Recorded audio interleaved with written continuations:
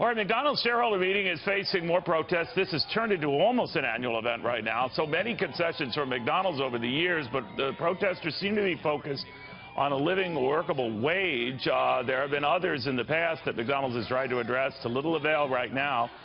They cannot keep these protesters at bay. Jeff Locke is live outside of McDonald's in Oak Brook, Illinois. Jeff. Not far from the shareholders meeting, Neil, and I know you love McDonald's almost as much as you love Adele, but they were under fire today, as you point out, as they are every year.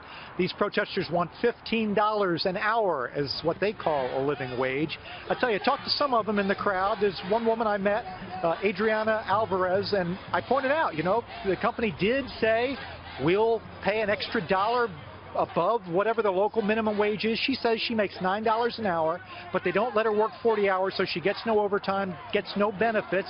She said that's just not right. I said, well, why don't you go somewhere else? You're a smart girl. Why don't you go somewhere else and get a better job?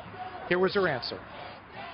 Of course, there was other things that I wanted to do, but I mean, life happens, and I had to stay at McDonald's, but I don't see why I have to pursue other things when I like my job at McDonald's. And I like McDonald's, and they make plenty of money, whereas they could pay me a livable wage, and everybody else. I mean, they're a global company, and they should use that power to do good, not to do bad.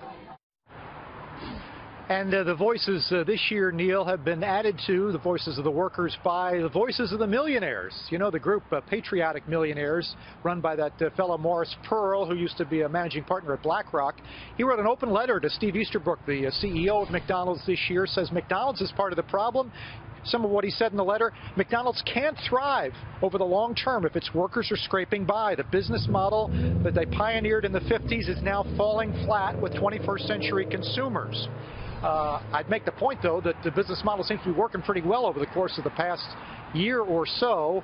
6-month return on the stock, 23% by my calculation, and they're on track today, Neil, for an all-time record close today. If we stay where we're trading right now, the stock would be at an all-time record. So maybe that's a good time to give people a raise, I guess, when you're doing well.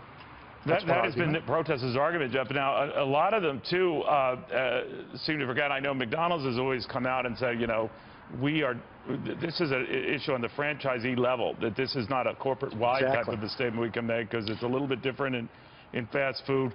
But that argument never goes very far, does it?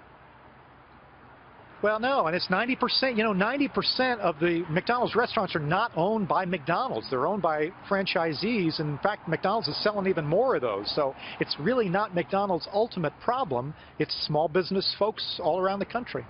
All right, Jeff, thank you.